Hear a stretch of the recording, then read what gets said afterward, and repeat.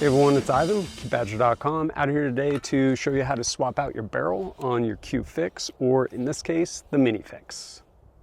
Before we get started, there's some tools we need to have and some tools we want to have.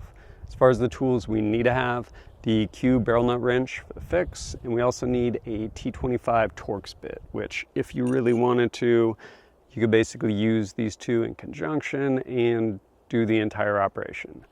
But there's a lot of things we would probably want to have. To include torque limiters, both about 40 foot-pounds as well as 45 inch-pounds. Ideally, some sort of like mag block to go in a vise, and maybe a vise out in the woods too. Who knows? But we're gonna go ahead and get started and swap barrels. Before we get started, I would say obviously, but maybe it's not obvious considering statistics, want to make sure our weapon is clear. And with that, what we're going to end up doing is removing the actual bolt out of there because we don't need it for what we're doing, and remove anything else that may be on it, such as take your optic off, take your sling off, things along those lines. And then if we are using a mag block in a vise, which will make your life so much easier, we're going to go ahead and drop it in there and get our T-25 Torx bit on some sort of handle so we can start loosening all these top screws. We're going to go ahead and start by loosening and removing all of these screws along the top rail, keeping in mind these two screws at the very back of the receiver are actually a 1/2 inch long, whereas all of the other ones are 3/8 of an inch. This might be important when it comes to reassembling it, so probably want to put them in different places. Maybe find a distinctive rock for one. 2, 3.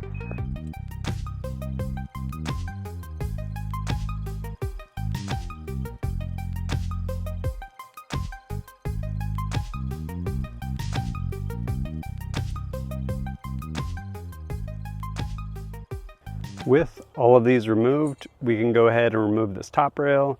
It's up to you if you want to actually leave these screws in place.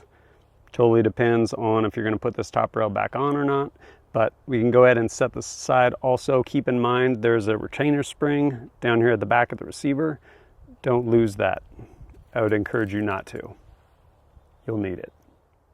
Next, using that T-25 bit, we want to go ahead and loosen up this pinch screw right here on the side.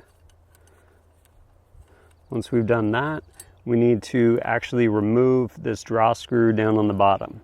Again, T-25, if you unfortunately don't have a ratcheting T-handle, which I do not, even though Fix-It Sticks makes one, then it is just kind of laborious, but just keep going until you get this thing removed.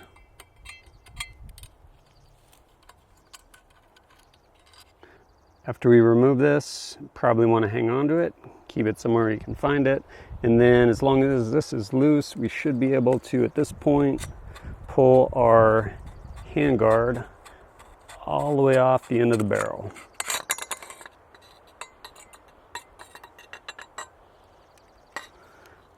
And you probably want to hang on to this too.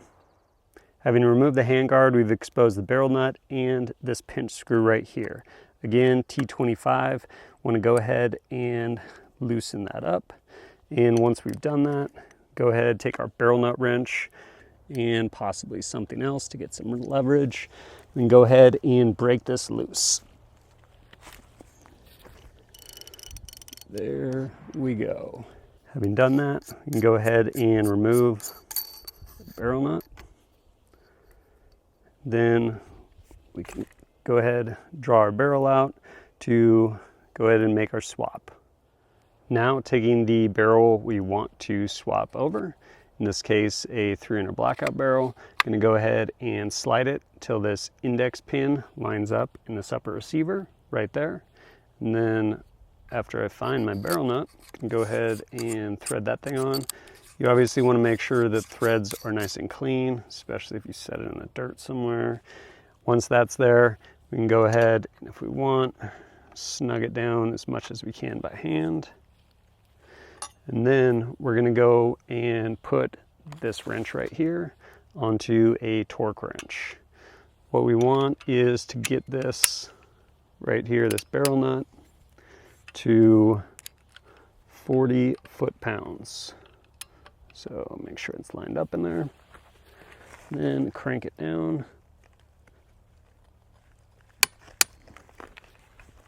Till we get that click, we're good to go.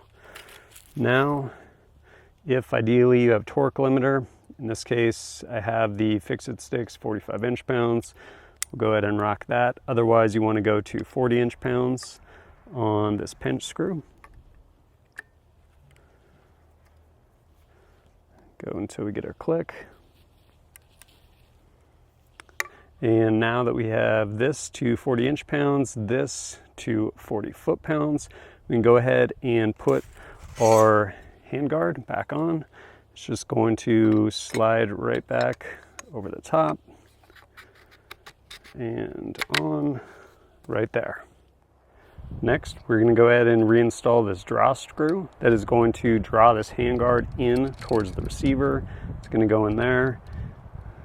And as we start getting this close, or once we get it close rather, if we want to torque it to spec, ideally, it's going to be 45 inch-pounds again.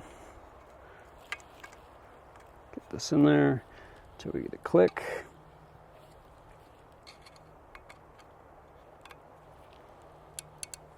There we go. And then this pinch screw on the side also, we want to get that to 45 inch-pounds as well.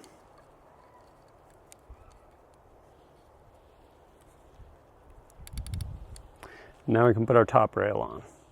Next, we want to get our top rail put on. If you're unsure which way it goes, it can only go one way. And there's basically these recoil lugs, they fit back here. And when we put it on, we want to make sure that this is basically sitting flush on here and it's not kind of canted off to one side or not. And so put it there. And then if you just threw all your screws in a pile, one, I like your style, but two, you'll need to figure out which ones are longest. So the longest ones are 1/2 inch and they're going to go back here in the back. And then your shorter ones are going to go up here. Another short one, a long one. And what we want to do initially, again, just making sure this thing is seated. Usually go around and just get all these started initially.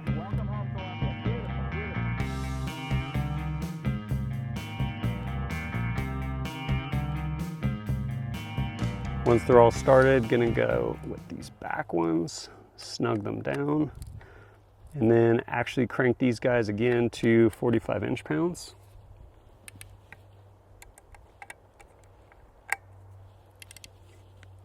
And then move forward for however long the rail is, however many screws you have.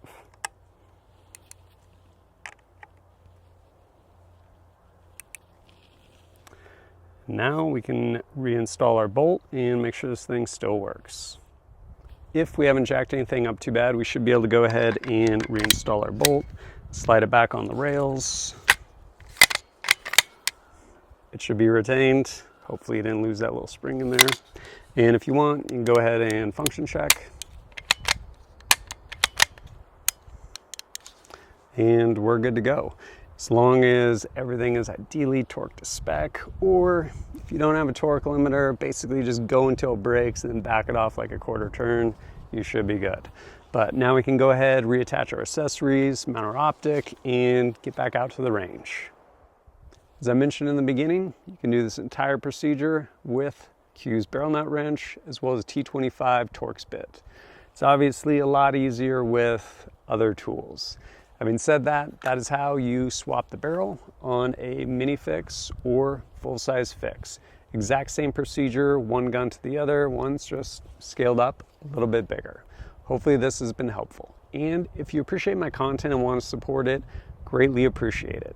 Whether it's liking and sharing videos or going over to kitbadger.com, picking up some KBAT target pads, stickers, patches, things like that. Or if you want to support me directly, you can do so through Patreon. Greatly appreciate it. Helps me go out, create more content for you. And if you have questions, probably not going to answer them in the comment section, but over on Patreon, we have active Discord.